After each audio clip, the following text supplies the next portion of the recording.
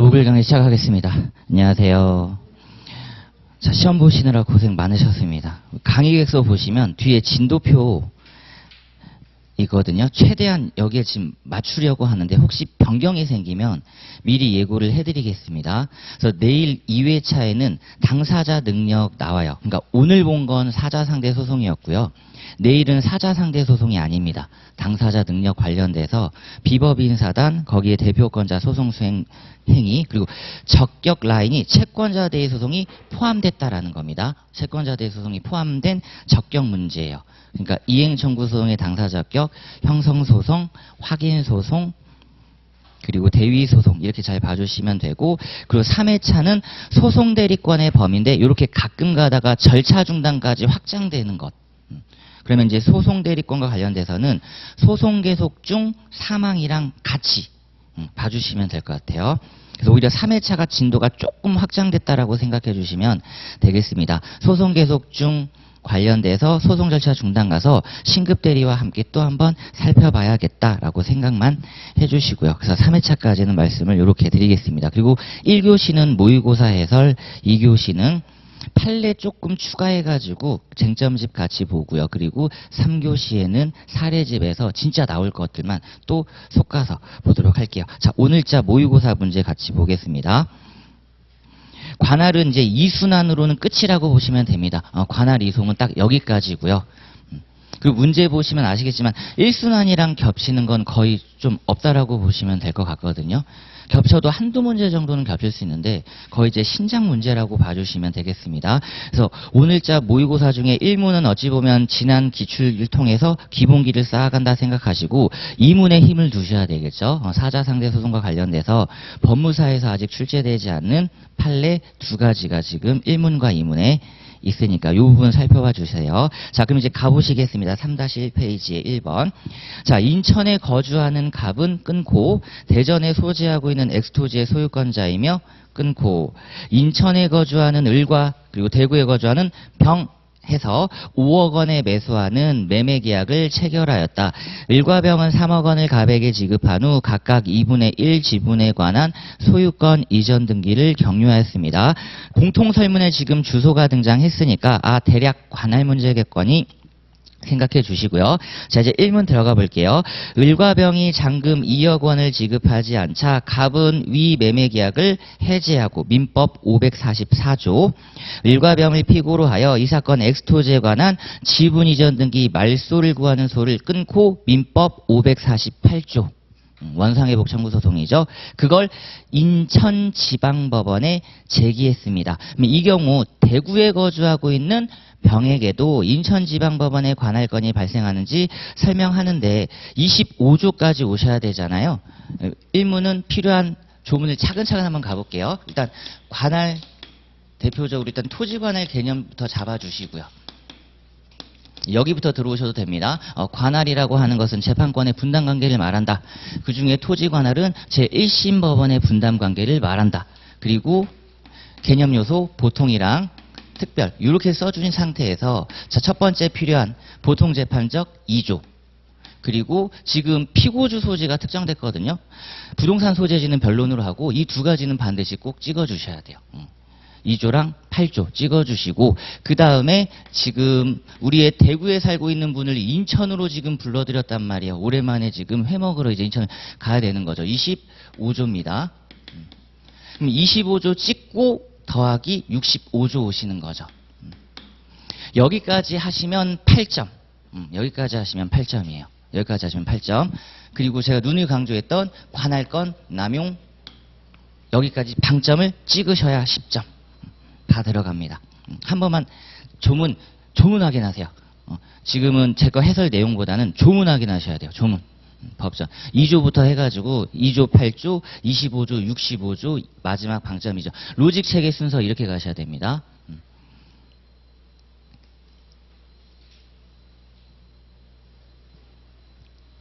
법전 직접 확인하시면서 그러니까 자기가 누락 부분을 계속 생각해 주세요. 우리는 누락 안 하기를 좀 목표로 삼아야 되니까 누락 안 하기.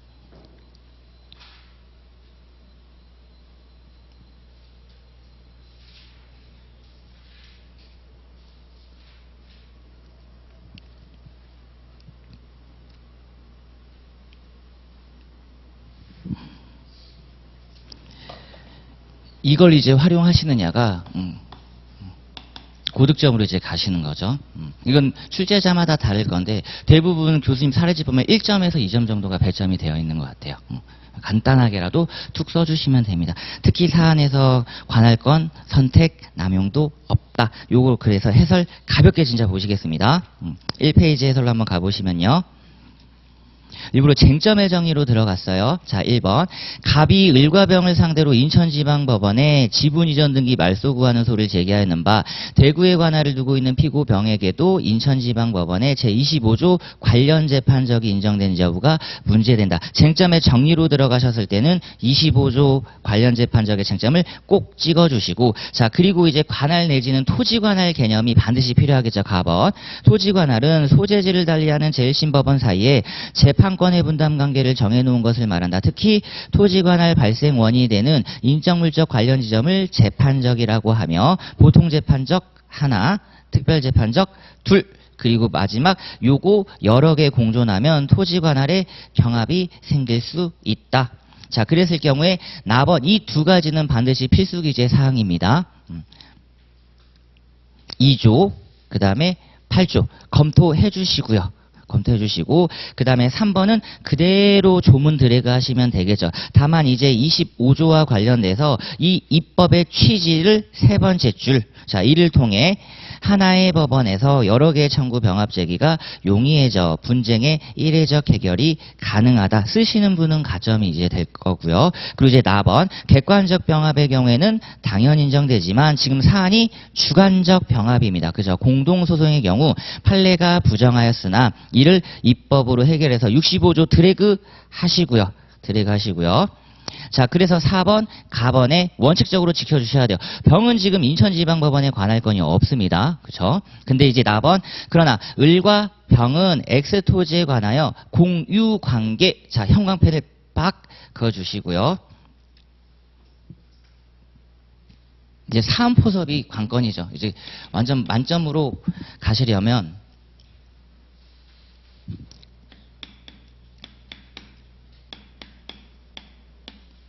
이게 힌트였습니다. 아직 제가 답안지는 안 봤는데요.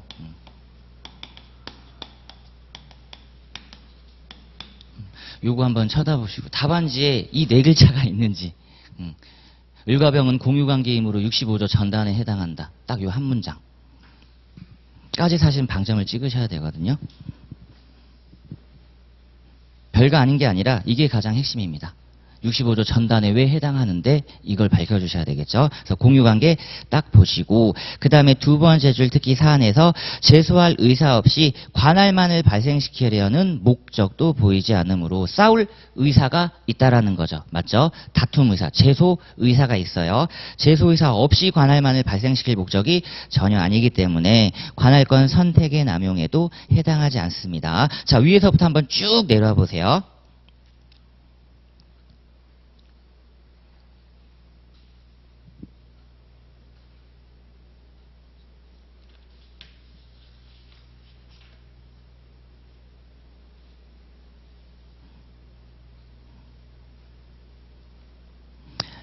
이제 자기 스스로 조심해야 될 부분, 누락 부분, 알고 있는 걸 더 명확하게 알자.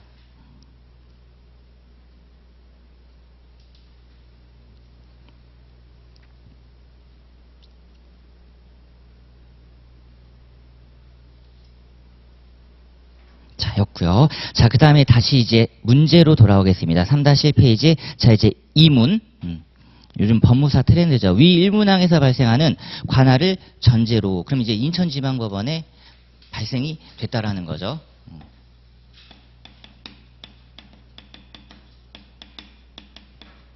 여기에 지금 현재 관할이 발생했습니다. 자, 이제 이렇게 지문이 길게 문제가 나왔을 때는 문장 단위로 끊으셔서 일단은 답 문제지에 체크를 해주시는 게 좀 바람직해요. 자, 병은 관할 위반을 이유로 인천지방법원에 제기된 위 소송을 대구지방법원으로 이송하여 달라는 신청을 하였고 끊고. 자, 이제 이문 체계 한번 잡아봅니다.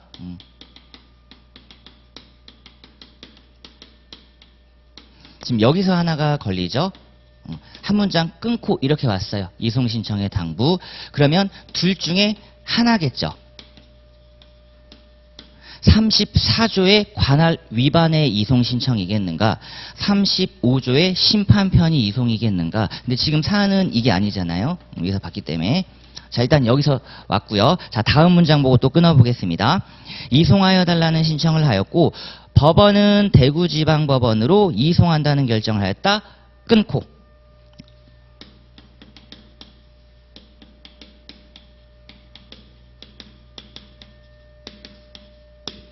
그쵸. 이송 결정의 적법 여부. 이게 나오셔야 되겠죠. 왜냐하면 이송 결정이 적법하든 이송 결정이 위법하든 어떤 건 발생한다. 이송의 구속력은 나옵니다. 맞죠? 38조. 조문을 이건 저도 확인하겠습니다. 네, 38조. 이송의 구속력은 나와요. 이송의 구속력은. 자, 또 가보겠습니다. 자, 그런데 법원은 대구지방법원으로 이송한다는 결정을 하였고 이에 갑이 즉시 항고를 했습니다. 항고심에서 이송 결정을 취소했네요. 그럼 이제 다음 로직 타셔야죠.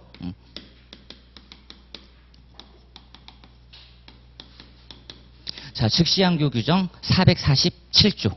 그리고 항고심이 이송 결정을 취소했잖아요.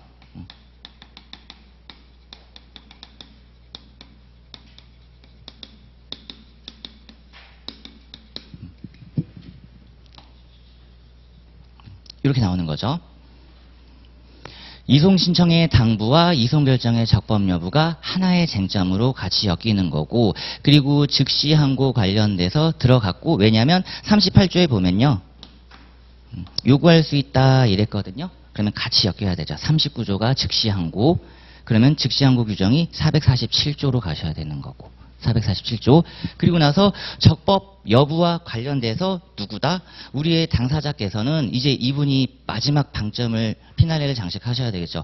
이송 신청을 해서 지금 항고심은 원심은 받아줬는데 항고심께서 왜 그걸 지금 취소하시느냐? 안 되겠다.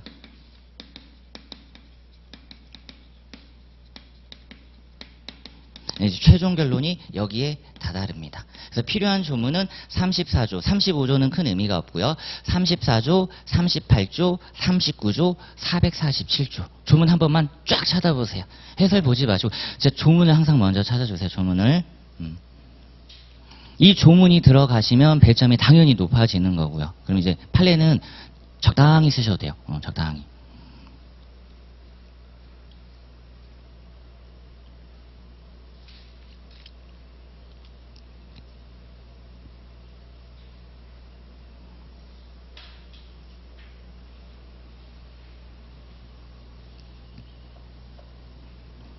그럼 우리가 쓸 수 있는 문장은 정해졌잖아요. 여기는 뭐다? 이송 신청권이 없다. 이제 이걸 만들면 됩니다. 이송 신청권이 없기 때문에 직권발동 촉구 의미밖에 없다. 이런 문장이 이제 써져 있겠죠. 그러니까 어떻다? 요놈의 39조는 어떻다? 이송 신청권이 없는 34조와 관련돼서는 39조는 적용이 없습니다. 그러니까 즉시 항고에 따라 항고심의 취소 결정이 요게 적법하죠. 요게 적법하죠. 그러니까 재항고 할 수가 없다. 최종 결론이 이렇게 다다르는 거예요. 최종 결론이. 요거 한 30초 정도 쳐다보시고 우리 해설 같이 볼게요. 민사소송법은 체계가 단단하다.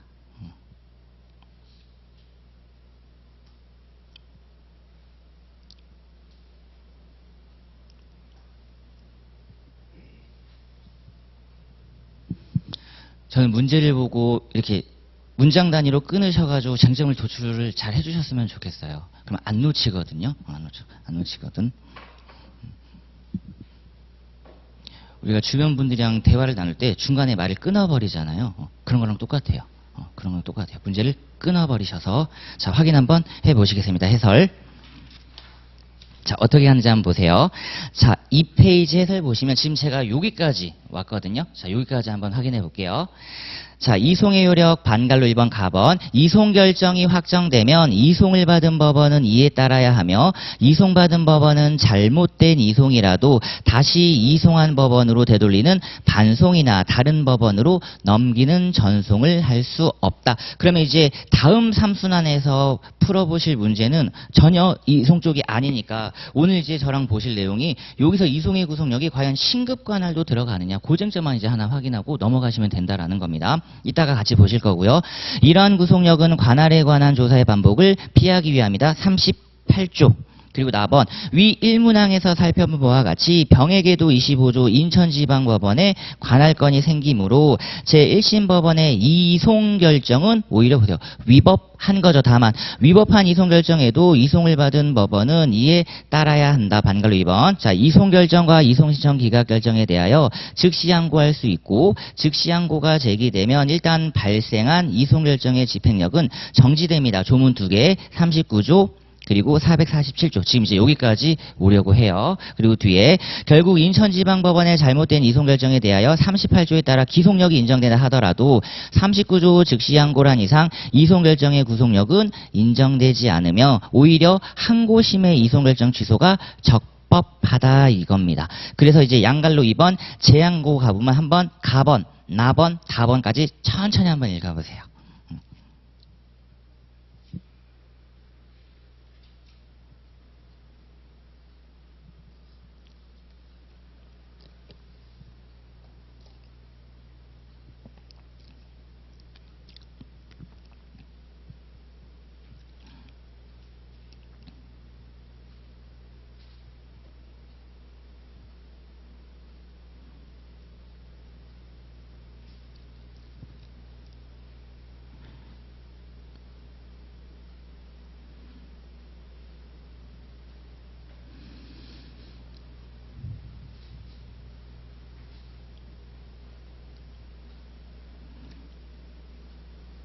결국 이 문제의 가장 핵심은 사실 이거 맞습니다. 그래서 작년에 기출이 됐기 때문에 요거 한 번만 건드리는 의미에서 최신 판례 추가해서 지금 문제를 내드린 거죠. 자, 그래서 양글 3번 보시면 이송 신청권 없다. 재항고 역시 허용되지 않는다. 39조는 어떻다? 이송 신청권이 있는 경우만을 가리키며 이송 신청권 없는 경우에는 적용되지 않습니다. 그래서 요렇게 정리를 하시는 걸 추천드리고요. 그 다음에 이제 이문으로 들어가 보겠습니다.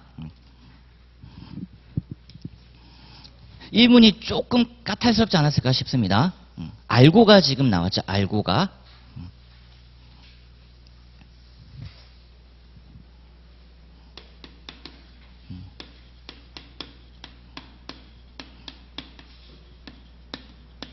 지금 이 두 가지를 잡아먹는 게 자, 소재기 전 당사자 사망이다.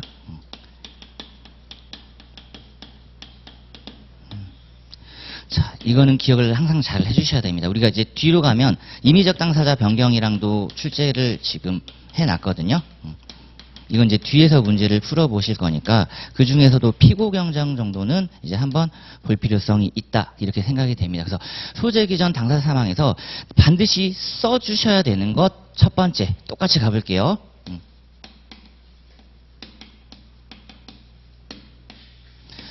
자, 당사자와 관련돼서 우리 법정투쟁이라고 하는 민사소송에서는 이당 대립주의, 요게 민사소송의 대원칙이다. 그러면 이당 대립이 지금 구현되려고 하려면 두 번째로 필요한 게 자, 당사자 확정론이다. 그렇죠? 당사자 확정론이다. 그러면 이제 당사자 확정과 관련돼서 어떤 문장을 써야 되느냐? 표시서를 기반으로 하되 여러 가지 내용들을 참작하는 실질적 표시설이다. 라고 하고 세 번째가 보정 방법입니다. 그러니까 이렇게 됐을 때 문제를 이렇게 내면 조금 더 어려워져요. 피고를 바꾸는 방법으로 되면 피고 경정을 쓰시는 게 맞죠. 표시정정을 쓰시는 게 맞죠. 근데 지금 사안에서는 표시정정이라고 해놨으니까 두 가지. 그러니까 그간 모르고 괜찮습니다. 알고.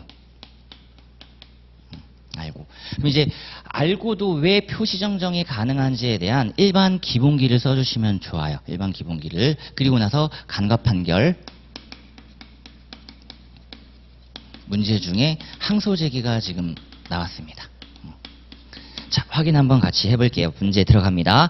자, 을은 갑소유 엑스토지에 관하여 매매대금 10억 원으로 하는 매매계약을 14년 2월 5일 체결하였다. 을은 매매대금 10억 원을 모두 지급함과 동시에 갑으로부터 을 자신 앞으로 매매를 원인으로 하는 소유권 이전 등기를 격려하였고, 자, 그러나 엑스토지는 원래 갑의 소유가 아닌 병의 소유였다. 자, 1문 들어갑니다. 병은 갑이 등기 관련 서류를 위조하여 을에게 이 사건 이전 등기를 격려했다고 주장하면서 을을 상대로 14년 6월 10일입니다. 소유권 이전 등기 말소 등기 청구소를 제기했다. 끊어주시고요. 민법 214조. 자, 근데 위 소송이 진행되는 도중 법원은 을이 14년 6월 5일 이미 심장마비로 사망했다는 사실을 알게 되었고, 자, 끊어둘게요. 여기까지 끊어둘게요. 여기서 헷갈리시면 안 되죠. 소송 진행 중 사망했다라는 게 아닙니다. 그쵸? 소송 진행 중 밝혀진 거죠. 언제 죽었다고요? 소재기 전에 죽었다고요. 위 소송이 진행되는 도중, 이 문장을 조심히 넘어가셔야 됩니다. 함정에 빠지시면 안 돼요. 소송 계속 중 사망 아니다. 지금은 진도별로 들어가기 때문에요. 아, 소재기 전 사망이구나 찾아내실 수 있어요. 근데 시험장 가면 잠깐 헷갈리실 수 있습니다. 전범이기 때문에. 이거 소송 계속 중으로 잡으시면 완전 쟁점이 달라지죠. 앞에 문장 함정이에요. 왜냐하면 지금 이걸 날리려고 합니다. 피고를 바꾸는 방법 중에 피고 경정은 불허예요. 피고 경정은 안 됩니다. 자, 피고 경정 왜 안 되는지만 우리 기본서 가셔가지고 요것만 잠깐 보고 넘어올게요. 임의적 당변에서 임당변에서 문제 기다리고 있기 때문에 지금 확인만 시켜드리겠습니다. 제가 찾아드릴게요. 자, 교재 334페이지입니다. 교재 334페이지. 자, 교재 334페이지. 자, 요건에서 다항 함께 볼게요. 양걸로 다번에. 자, 피고를 잘못 지정한 것이 분명한 경우여야 되는데 밑에 줄 청구 취지나 청구원인 기재 내용 자체로 보아 원고가 법률 평가를 그르치거나 또는 법인격 유무의 착오를 일으킨 것이 명백하여 피고를 잘못 지정한 때가 이에 해당된다. 끊고요. 그러니까 이 정도는 오셔야 되는 거고, 뒤에 증거조사 결과 판명된 사실관계로 미루어 피고의 지정이 잘못된 경우는 포함되지 않는다고 해서 경정 요건을 축소하고 있다. 그러니까 소송 진행 도중 밝혀졌다 그러면 이건 피고 경정 요건이 탈락되는 거예요. 다시 이게 답안 쓰실 때 조심스러운 부분이 어떤 건지, 자, 피고 경정은 불허인데 조금만 다시 들어가 봅니다.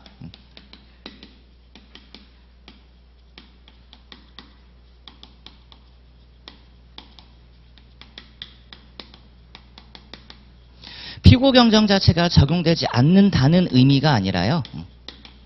이건 아다르고 어다른데 이렇게 쓰시지 마시라는 거예요. 이렇게 쓰지 마시고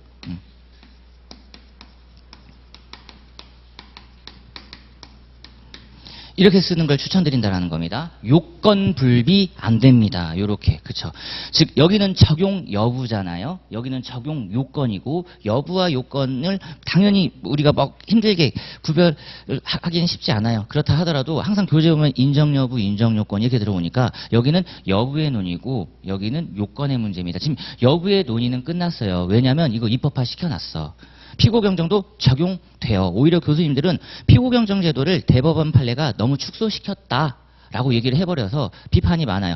그래서 내시는 겁니다. 이런 제도도 있어. 있어. 그래도 판례를 벗어날 수는 없잖아요. 그러니까 판례에 따르면 이렇게 제시를 해주시는 거고요. 요건 불비. 판례를 써주시라는 겁니다. 지금 이 문장. 뒤에 증거조사 결과 판명된 사실관계로 미루어 피고의 지정이 잘못된 경우는 포함되지 않는다고 해서 경정요건 축소하고, 사안 봤더니 소송 진행 도중 법원에 의하여 밝혀졌는 바 처음부터 피고를 잘못 지정한 것이 분명한 경우에 해당되지 아니한다. 이런 느낌이라는 겁니다. 다시 이제 문제로 돌아오실게요. 자, 여기까지 끊었습니다. 자, 그리고 이미 심장마비로 사망했다는 사실을 알게 되었고, 의뢰상속인으로서는 A가 있다는 사실이 심리 결과 밝혀졌습니다. 상속인도 존재했었네요. 그러면 상속인 잡고 들어왔어도 되는데, 병은 의뢰 사망 사실을 이미 알면서도 을을 피고로 기재한 것이었다. 이 경우 의뢰 상속인인 A를 피고로 하는 표시 정정이 허용되는가? 됩니다. 자, 다시 보세요. 다 돼요. 다 됩니다. 그러니까 알고 모르고는 이건 의미가 없어요. 가로 열고 닫는 거예요. 이건 의미가 없어요. 나중에 시험장 들어가서 설문에 알고 모르고 안 나와도 돼요. 당연히 표시 정정이 되죠. 당연히 됩니다. 근데 지금 이걸 건드렸다라는 건 교수님이 이제 고민하자. 결국 우리가 지금 보고 있는 건 어떤 문제니? 이거 보고 있다가 좀 거시적으로 가봅니다. 당사자가 실제해야 되죠.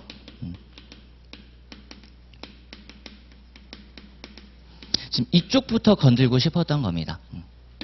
지금 당사자가 실제하고 당사자 능력이 있어야 되는데 지금 사자임을 알고도 들어왔을 경우에 여기까지 우리의 역할이라는 게 있다라는 겁니다. 그러면 우리 수험생분들은 이거 반드시 쓰셔야 되고 반드시 쓰셔야 되는데 이 내용이 기억이 가물가물하거나 아니면 교재에서 봤으니까 알고도 된다라고 가볍게 쓰셔도 되는데 그럴 때는 법원의 역할을 강조하는 거죠.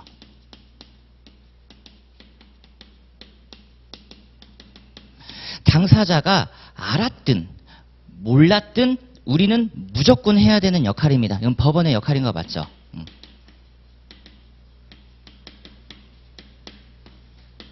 법원의 임무인 거예요. 맞죠? 법원의 임무. 그러니까 이런 느낌으로 써주셔도 돼요. 근데 이제 공부가 조금 쌓이면 어떤 느낌으로 가냐면 지금 우리 어디 보고 있어요? 소송 단계 보고 있잖아요. 이게 끝나면 이제 본안으로 넘어가거든요.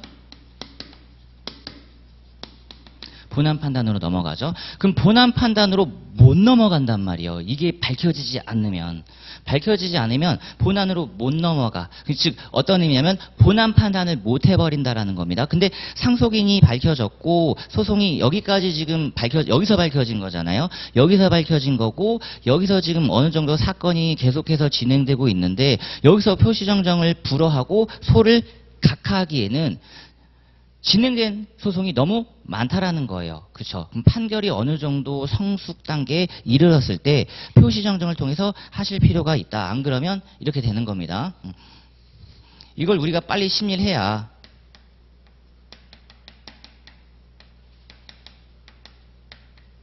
우리 역할이고 그래야 본안 판단 청구의 인용가부를 때릴 수 있다라고 생각해 주시면 됩니다. 이것도 왼쪽부터 한번 제목만 보세요. 제목만. 이당 대립 이런 것들만. 내가 답안지에 옮기셔야 되는 거 순서대로.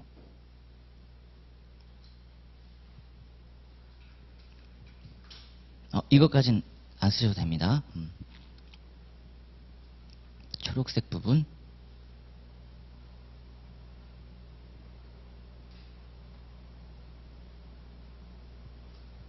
혹여 보론으로 썼으면은 배점에 참조하겠습니다. 자, 해설 한번 돌아보시면요. 3페이지. 자, 쟁점의 정의는 이렇게 써주시면 되고 2번은 누락하시면 안 돼요. 자, 가번에 법정투쟁 나왔고요. 두 당사자 대립 나왔고요. 그러니까 이거 무너지면 부적법 각하입니다. 그리고 나항 봤더니 실질적 표시설 요 내용까지는 차근차근 잘 오셔야 됩니다. 자, 2번 문장은요. 만약에 시험장 들어갔을 때 소재기 전 당사자 사망이 나왔다. 요 지금 두 문장이잖아요. 저 그대로 챙겨가시는 걸 추천드립니다. 2번은.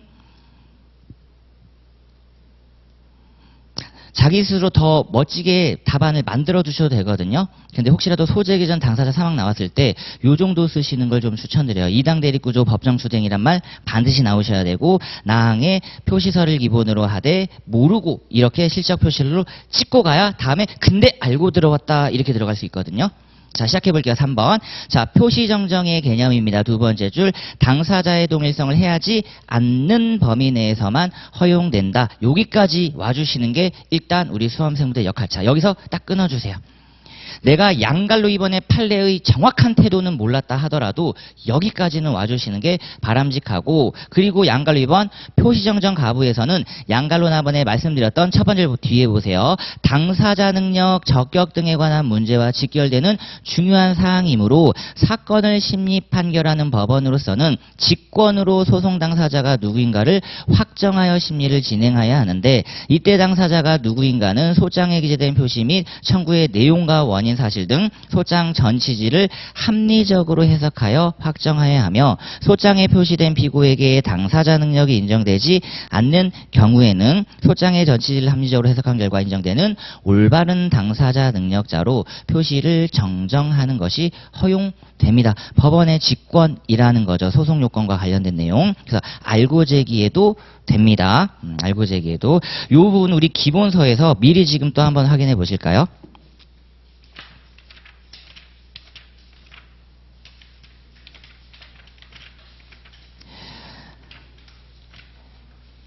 자, 교재가 39페이지에 있습니다. 39페이지.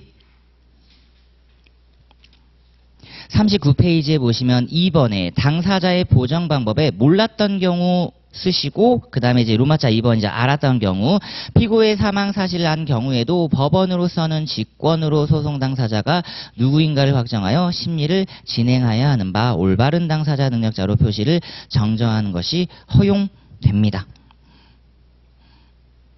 그래서 표시정정과 관련된 이제 A급 쟁점이 지금 여기에 있는 거거든요. 바로 밑에 판례였죠. 근데 이건 우리가 1순환에서 제가 풀어봤으니까요. 2순환에서 문제를 안 냈습니다. 요거 나온 김에 쟁점 하나만 더 정리를 해드리고 이문으로 넘어갈게요.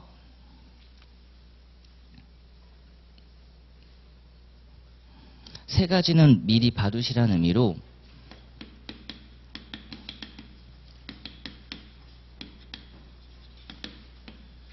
자, 민소와 시효 중단이죠. 일단 민법 조문 좀 확보를 해두겠습니다.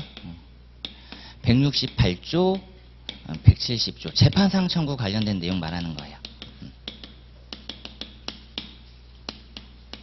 재판상 청구 관련된 내용 말하는 거고, 그리고 여기 있습니다. 민소법 265조 지금 이렇게 같이 버무려지는 거죠. 민법 168조, 170조 재판상 청구, 그리고 민사소송법 이렇게 있는 상황에서 첫 번째 A급 쟁점 기출이 됐다고 작년에 친절하죠. 일부 청구와 시효 중단.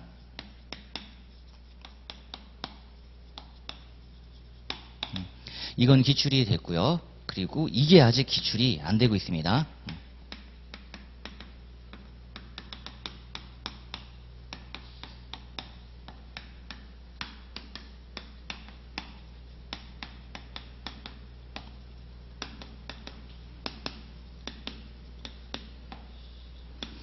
이게 지금 265조가 딱 걸리는 거죠. 교환적 변경이니까 변경 신청서 제출 시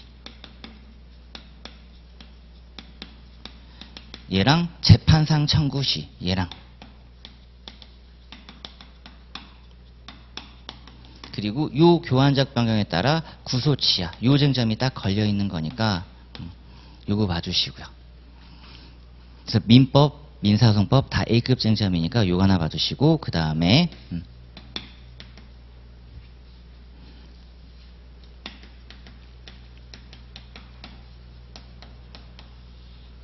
자, 채무자에게 청구했는데 면책적 채무 인수가 들어갑니다. 그래서 인수인 승계 가지고 이 인수 승계가 무너진 거죠. 무너진 거. 다시 양도인 복귀, 채무자 복귀. 항상 여기 최초의 청구시 이렇게 판례 세 가지. 오늘 집에 가셔서 요것만 한번 찍 쳐다보세요. 그러면 1번이 가장 순한 맛, 2번이 진짜 매콤한 맛. 이거는 거의 끝이죠. 가장 매콤한 맛. 매콤한 맛을 단계별로 나눈다고 했을 때 순한 맛. 제가 누누이 말씀드립니다. 순한 맛은 다들 잘 드신단 말이에요. 저 매운 거 못 먹는단 말이죠. 근데 순한 맛은요. 다 잘 드시죠? 다 잘 쓸 거야. 남들보다 더 잘 쓰셔야 된다 이랬어요. 그러니까 내가 쓸 수 있다고 생각하는 건 남도 쓸 수 있다. 이런 느낌입니다. 근데 이건 매콤하단 말이에요. 체계부터가 일단 생각이 안 돼. 오늘자 문제도 그렇죠. 체계부터가 어떻게 들어가야 되는지가 다 이거 알고 있는 건데 체계 어떻게 들어가지? 요것도 마찬가지입니다. 이것도 다음에 풀어보실 거예요. 그래서 이 세 가지는 꼭 봐두시고 1번은 기출이 됐으니까 요 두 가지에 좀 포커스를 맞춰주시면 되겠습니다. 자, 다시 문제로 돌아오실게요. 아까 말씀드렸다시피 그냥 소송 요건은 당사자와 관련된 내용이니까 이거는 법원이 알아서 하겠구나 정도로 체크해 주시고요. 자, 다시 3-2페이지로 돌아오시겠습니다. 자, 2번 위 사실관계에 추가하여 자, 병은 갑이 등기 관련 서류를 위조하여 을에게 이 사건 이전 등기를 격려했다고 주장하면서 을을 상대로 자, 14년 6월 5일입니다. 소유권 이전 등기, 말소 등기 청구의소를 제기하였고 그 소장 부분이 14년 6월 10일 을에게 송달되었다. 법원은 을이 14년 6월 7일 이미 사망했습니다. 끊고 언제 돌아가신 거죠? 소 제기 이후 부본 송달 전. 이건 아직 안 나왔죠. 소제기 후 부본 송달 전. 그리고 이러한 사실을 모르고 소송을 진행하였는데 을이 재판에 출석하지 않아 자백간주로 원고 승소 판결을 선고했다. 민사소송법 150조입니다. 그리고 나서 부랴부랴 판결 정본을 송달받은 을의 상속인 A가 항소를 제기한 경우 항소심 법원은 어떠한 판단을 하여야 하는지 결론 논거를 서술하시오. 결국은 항소 요건을 토대로 항소 대상 적격 관련 판례를 써주시라는 거죠. 자, 그러면 여기서의 판례는 어떤 게 핵심인가요? 이당 대립 구조가 무너졌다. 그러므로 이거는 당연무효 판결이다. 그리고 이러한 법리는 어디에도 적용된다. 반드시 필요한 문장 소장 제출 후 부본 송달 전의 경우에도 마찬가지다. 여기서 지금 배점 3점을 가져가는 판례는 어떤 문장이라고요? 소장 제출 후 부본 송달 전에도 당연무효의 판결이다. 요 문장 하나가 3점을 가져가는 겁니다. 요 문장 하나가. 그리고 이당 대립 구조가 무너졌다, 파괴됐다. 얘가 3점을 가져가고요. 그리고 항소 요건이랑 사안 포섭, 날짜 이런 것들 제시해 주는 게 2점, 3점 정도. 나머진 구성면이라고 생각하시면 되겠습니다. 자, 해설 한번 보실게요. 자, 4페이지에 자, 요건 검토 가보겠습니다. 항소가 적법하기 위하여는 제1심 법원의 항소장이 2주 내에 제출되어야 하며 항소이익이 있어야 하고 항소권을 포기하는 등 장애 사유가 없어야 한다. 자, 문제는 항소의 대상으로서 원판결이 유효하게 존재해야 하는 바 사안의 경우처럼 이미 사망한 을을 상대로 한 판결 효력도 유효하여 항소의 대상이 된 여부가 문제됩니다. 양갈로 2번에 천천히 읽고요. 그 다음에 밑줄 처리된 부분만 다시 한번 읽어봐 주세요.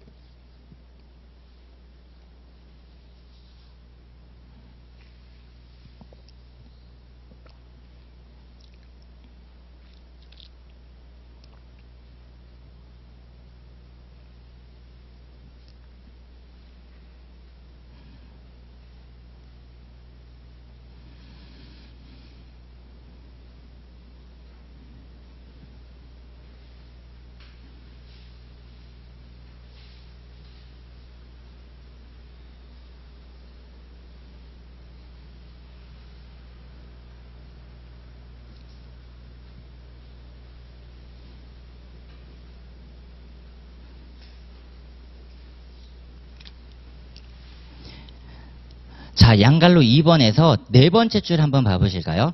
항소나 소송 수개 신청은 부적법하다. 지금 항소만 제가 걸고 넘어졌잖아요. 이순환이어서 어쩔 수 없습니다. 제가 문항을 뺐죠.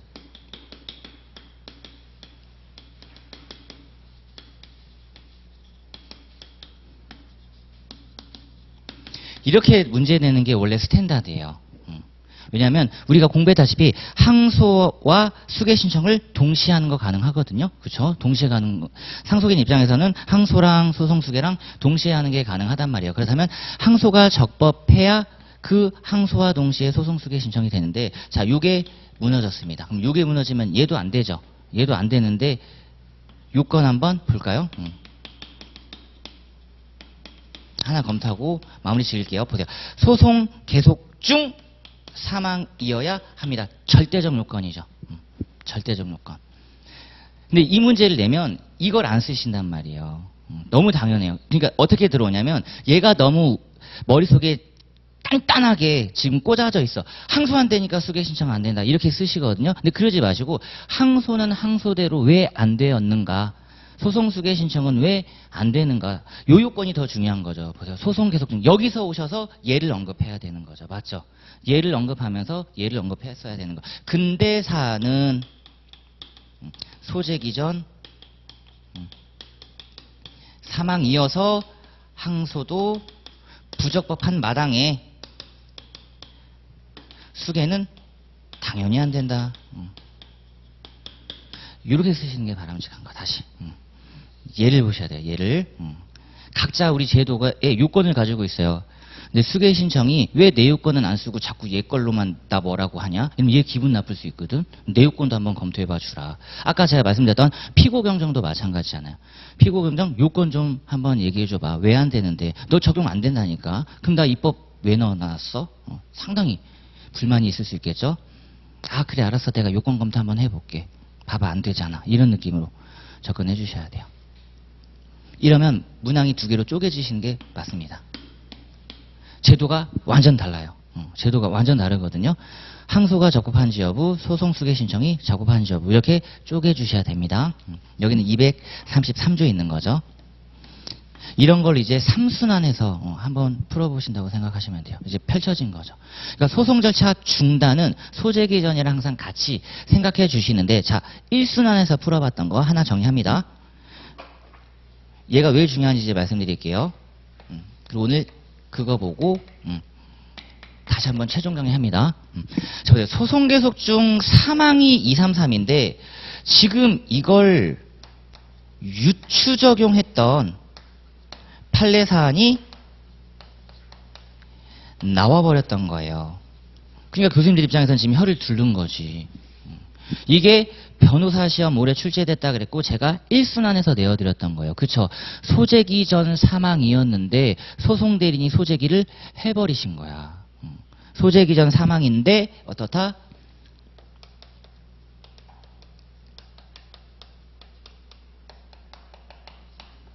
얘가 있었던 거죠. 요거는 1순환 때 풀어봤으니까 2순환 때 안 내요. 2순환 때는 요거 관련돼서 미기출 사안을 뿌려드립니다. 2회차 모의고사에서는. 그러니까 이걸 기억해 주셔야 된다는 거죠. 그러니까 얘가 가지고 있는 의미, 이 말이 가지고 있는 의미, 분명히 우리 민사소송법에서는 233조는 소송 계속 중 사망이라고 하는 제도적 장치를 뒀는데 지금 소재기 전 사망까지 이거 너무 무리한 해석 아니냐 해서 1순환 때 풀어봤거든요. 자, 요 판례 보시고 1교시를 마무리 짓도록 하겠습니다. 자, 핵심 정리 민법으로 가셔서 얘가 뒤에 있다라는 겁니다. 소송 절차 중단 쪽에 있어요. 소송 절차 중단 쪽에 있어가지고 자, 그 판례를 확인 한번 해보시겠습니다. 166페이지예요. 166페이지. 요 대판 2016년입니다. 지금 교수님들이 왜 눈여겨보고 있다고요? 소송 계속 중 사망이어야 해요. 자, 다시 앞장 한번 가서 요것만 먼저 한번 확인해 보시겠습니다. 뒷장이네요. 소송 수개와 관련돼서.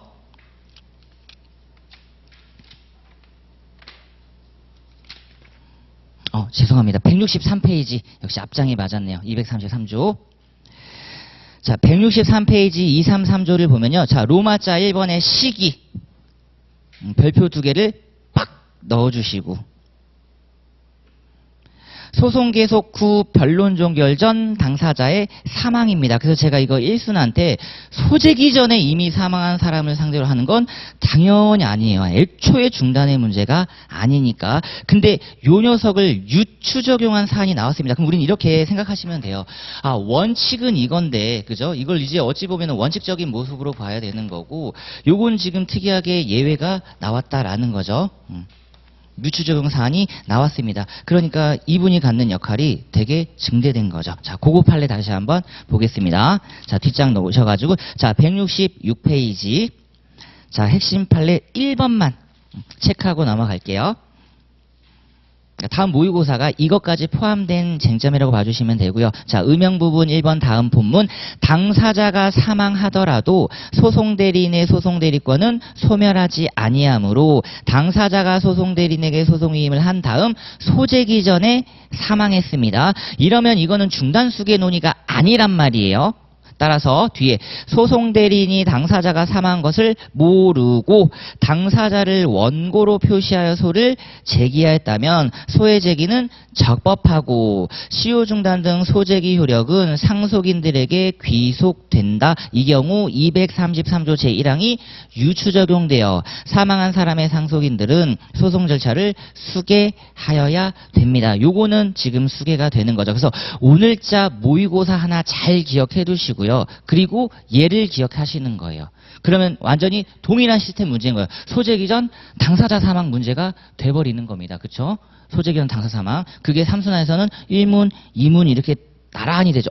이거 같은데 하나는 소송대리인 없는 문제, 하나는 소송대리인이 있는 문제. 이렇게 이제 정리를 하시면 될 것 같아요. 그래서 요것만 정리하고 마무리 지을게요.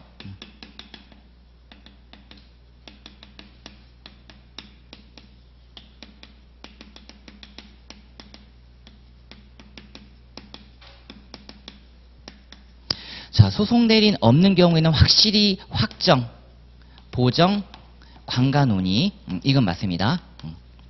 자, 근데 2번 요게 나온 거죠.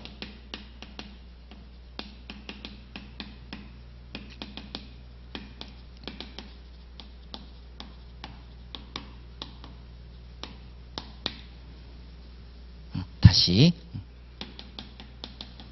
소적법전제로 그냥 이렇게 타버리죠. 그러면 진짜 남들보다 잘 쓰셔야 되고 1순환에서 제가 나눠드렸던 이 문제에서의 교수님의 엄청난 비판 그거 해석론만 한번 다시 확인해 주시면 돼요. 이렇게 두 가지 문제가 충분히 1문에서 10점, 10점 나올 수 있습니다. 그리고 이제 2문, 5문항이 쫙 뿌려지는 거죠. 자, 잠깐 쉬었다가 이제 다음 판례와 함께 쟁점 좀 살펴보도록 하겠습니다.